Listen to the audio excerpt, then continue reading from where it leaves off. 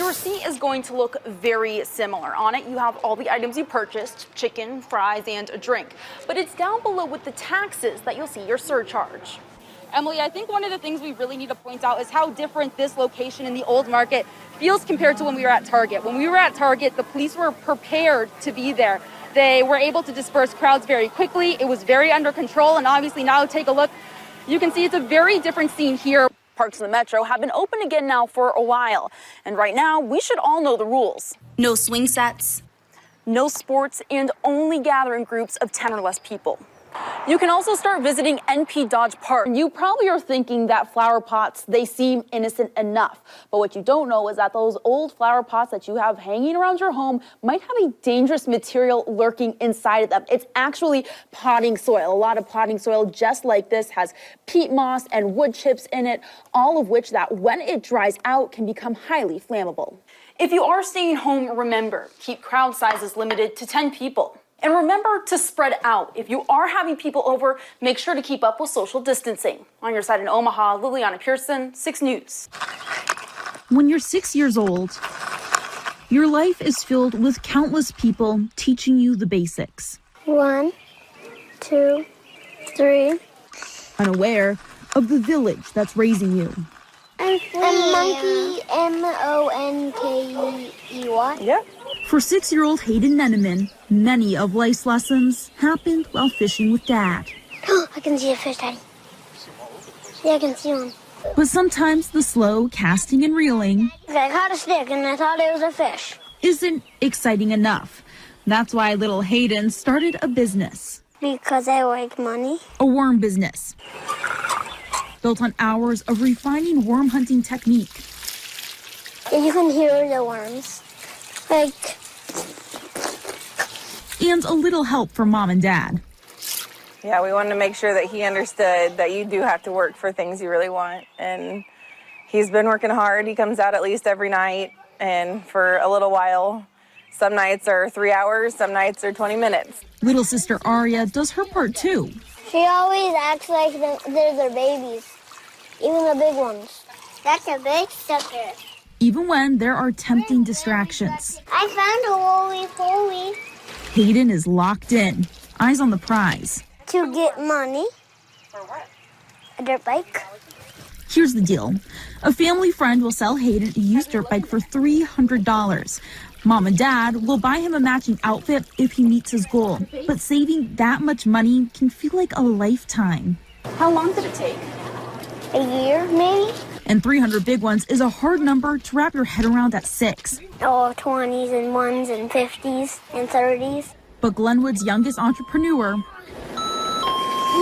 has more than $200 saved after a local store owner started stocking Hayden's product. You know, the kids, their age and a little older, you know, that's our future. So we got to help them out, and we got to show them that, you know, whatever it takes to get ahead, that's what we need. And the younger they can start and understand the value of a dollar, the better. Now, stocked in a store and his first business deal sealed.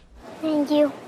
Hayden is one step closer to meeting his goal, all thanks to capitalizing on a backyard product and being a product of small-town America himself. A young boy being built and shaped by a community of people who know the difference encouragement and support can make in a young child's life. We've had a bunch of people say that they like to support the kids and they are behind us. They believe in what we're doing with Hayden and think it's good to show him all this. A boy being held up by invisible hands to help him learn he can do anything he sets his mind to. Thank you, Mr. Nakamoto, for helping me start my worm business. I can't wait to find more worms for you. On your side in Glenwood, Lileana Pearson, 6 News. Emily, things are ramping up a lot right now. I'm going to step out of the way pretty quickly because I want to be able to watch my back while I'm talking to you.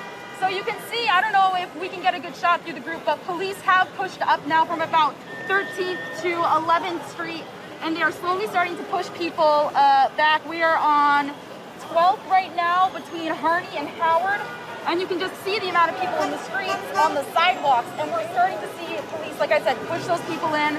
We're hearing a lot more of those calls, more flashbangs. I haven't felt or smelled any more tear gas yet, But we are seeing the fireworks coming from protesters really stepping up. Before they were these small firecrackers. Now they are these much bigger flashing and exploding ones. We have Able 1 overhead with its spotlights. And people, oh, something just broke behind us. I think they're breaking windows. I think windows are breaking. So you can see just the rush of people when you hear a loud noise down here. People are really going to where the action is. We have a broken window. We have a broken window down here. That's right. Yep, so it looks like they're getting into an office. Here's a here. This is on Harney and 12. It's real. It's real. So far, this is the only broken window. Black Lives Matter. They will be here.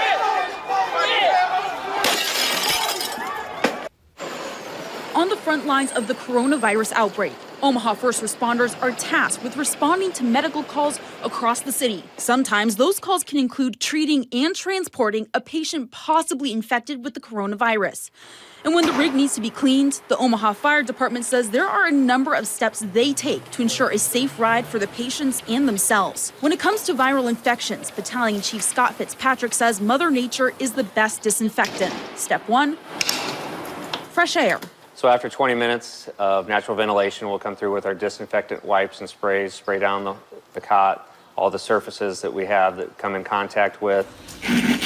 Medical grade disinfectant does a great job of killing lingering germs the open doors didn't air out. But with so many questions still up in the air about COVID-19, Fitzpatrick says crews take an extra step: simulated sunlight. The UV light basically breaks it down, makes it not survivable.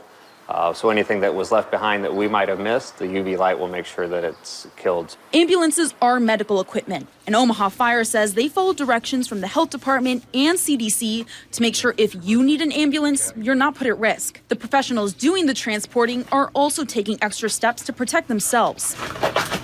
Main difference that you'll see that we'll have our precautions on, we'll have the gown, we'll have our mask on, we'll have goggles on when we come in.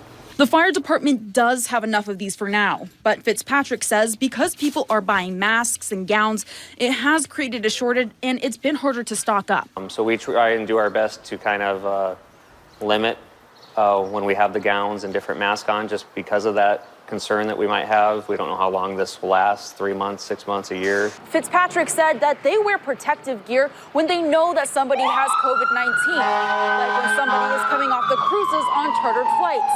They also wear it when somebody discloses to dispatch that they believe they have symptoms. On your side in Omaha, Lileana Pearson, 6 News.